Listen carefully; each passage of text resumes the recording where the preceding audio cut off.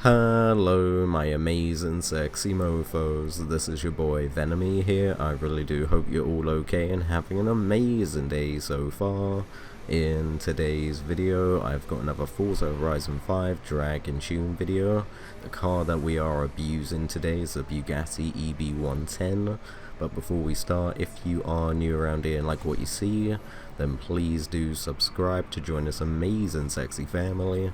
But now let's jump straight into this. I will say first though, this car is absolutely beautiful. So to start off with the upgrades, as per usual, engine swap, we're putting in the 8-litre W16 quad turbo engine. This thing is an absolute animal. It was giving me a little bit of issues on the launch control though, but overall though, it is absolutely beautiful. A very powerful engine. You want to keep this car all-wheel drive, and we are also putting on the front bumper for aero and appearance. For tyres and rims, as always, drag tyre compound, and you also want to make the rear tyre width as big as possible, so we've got 395s for this one.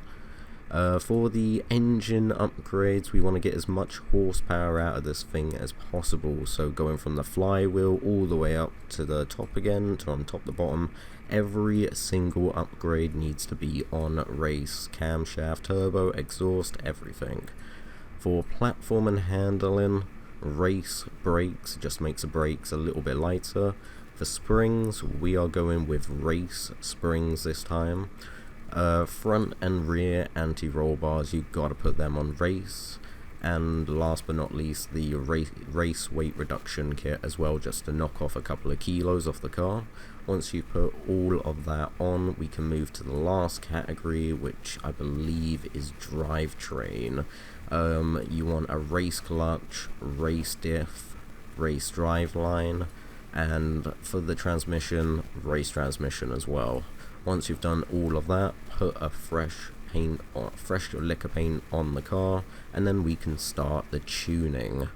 Now, as always, I will have the share code for everyone that just wants the share code. That's after this part. But if you're the type of driver that likes to tweak the tune, try and make it better, or make it more suited to your style of driving, then here is all the tuning setup you need right here. Just pause the video every time I change category, note it all down, copy everything I've got, and then you will be set. You can just tweak the tune while you're driving.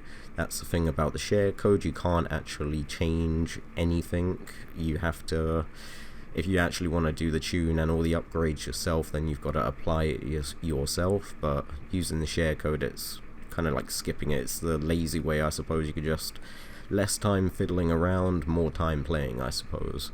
But if you're the type of driver that does want to tweak the tune and make it a little bit better, just more suited to you, then copy all this down. I'd say my 10 cents on this car is it is an absolutely amazing car. It really is definitely a sleeper. I didn't expect it to be as fast as it actually is. When it comes to something like a McLaren or a Ferrari or even a Jesco Rimac, obviously, this thing isn't gonna beat them.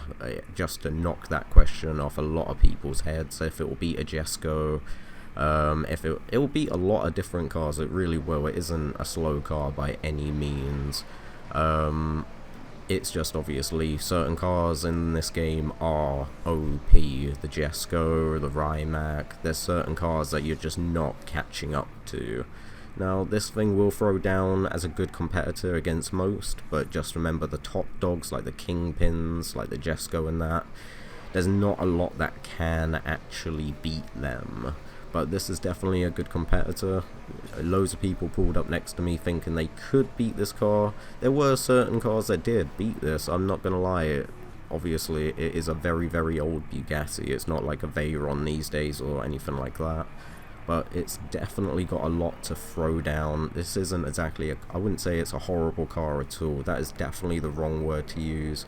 It's definitely a unique car. The quad engine in it, I did have a lot of difficulty with the launch control, because usually it will let me idle and sit there at an easy 4,000 RPM. but this car, it just kept going, doing that thing where it goes straight to 9,000 RPM. I kept having to slam it in reverse and get it to launch again. But overall though, this is an amazing car. Definitely try it out at least once. Don't just throw it in the bin, definitely try it out. But I'm gonna wrap this video up here. I really do hope you're all okay and having an amazing day so far. But I love every single one of you, and I'll see you all in the next video.